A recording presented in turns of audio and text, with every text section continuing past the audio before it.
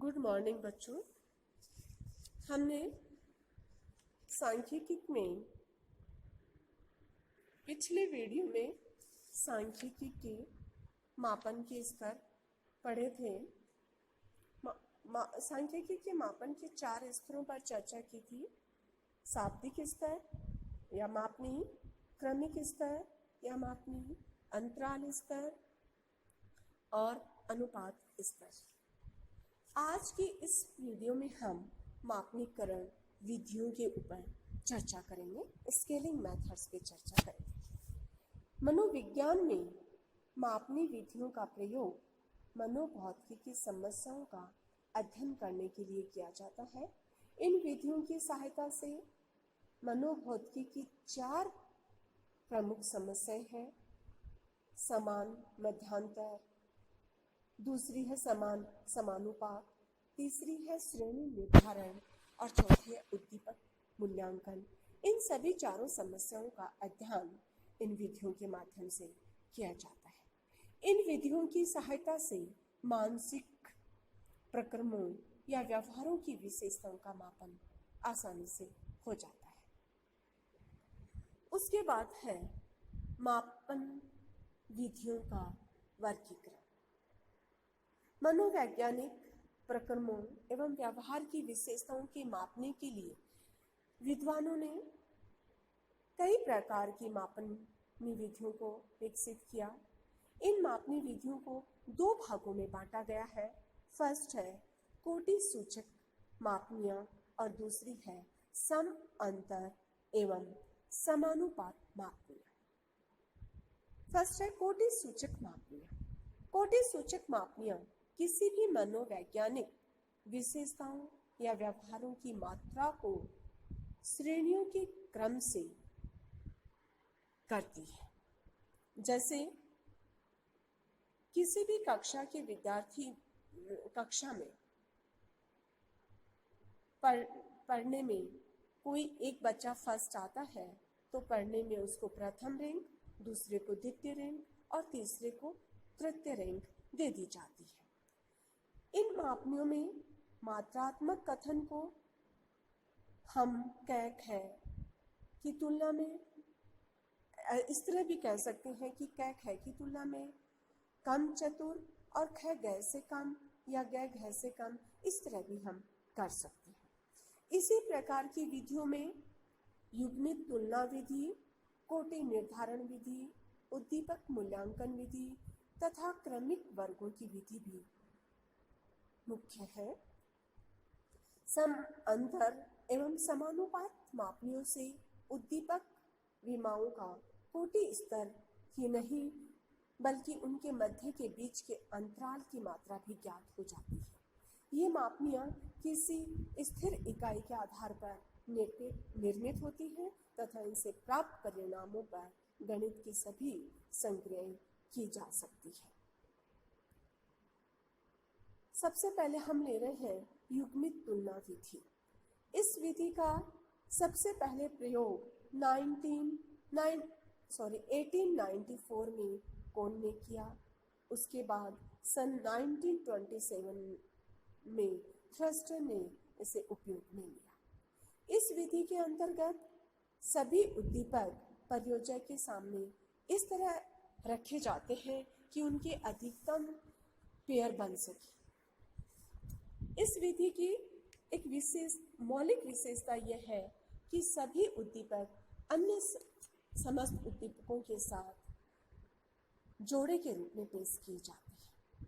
परियोजक को प्रत्येक जोड़े में से एक उद्दीपक को अन्य की तुलना में किसी दृष्टिकोण से श्रेष्ठ, पसंद, अधिक या बड़ा कहना होता है। इसलिए इस विधि में परियोजक के समक्ष 2 उद्दीपक एक साथ पेश किए जाते हैं और एक जोड़ा उद्दीपक की तुलना करने के पश्चात दूसरे जोड़े को परियोजक के सामने पेश किया जाता है।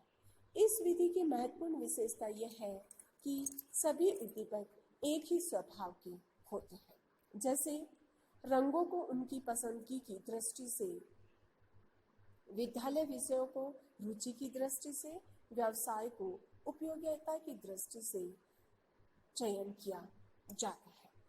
इस विधि का प्रयोग मूल्य का निर्धारण करने तथा रुचि का निर्धारण करने में श्रेष्ठ समझा जाता है। यही नहीं, इस विधि का प्रयोग तभी सफलतापूर्वक संभव है जबकि उद्दीपकों की संख्या अधिक नहीं हो।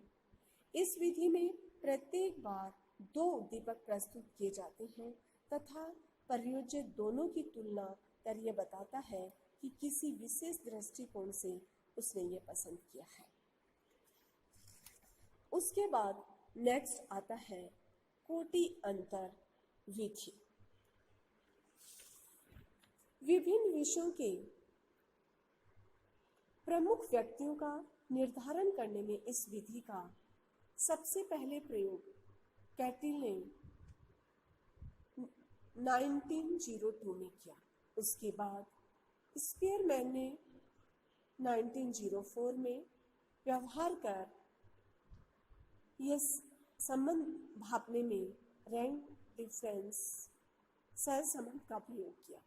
इस विधि में परियोजना के सामने कुछ उद्दीपक प्रस्तुत किए जाते हैं तथा मापनी के आधार पर वह किसी उद्दीपक समुच्चय को कर्मों में व्यवस्थित करता है।